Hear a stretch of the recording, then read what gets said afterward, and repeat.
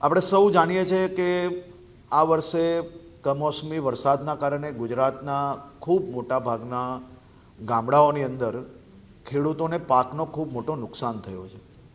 ગુજરાતના ઇતિહાસમાં પહેલીવાર ખૂબ મોટું પેકેજ કે જે આજ સુધીનું એમ કહેવાય છે સૌથી મોટું પેકેજ, જેમાં 16,000થી વધુ ગામડાઓ જ્યાં લોકો ક્યાંક ને ક્યાંક અસરગ્રસ્ત થયેલા હતા, જેમાં 10,000 કરોડનું પેકેજ આપવામાં આવ્યું.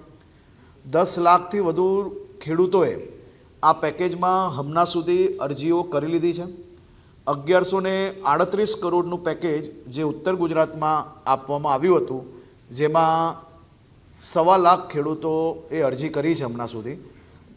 જે ઉત્તર ગુજરાતનું પેકેજ હતું એમાં બી ભાવ વધારો કરીને મુખ્યમંત્રીશ્રીએ પ્રોએક્ટિવલી નિર્ણય લઈને બધા જ આખા ગુજરાતમાં એક સરખું 22,000 રૂપિયાનું પેકેજ નક્કી કરવામાં આવ્યું હતું અને એની કામગીરી ઝડપથી ચાલુ છે.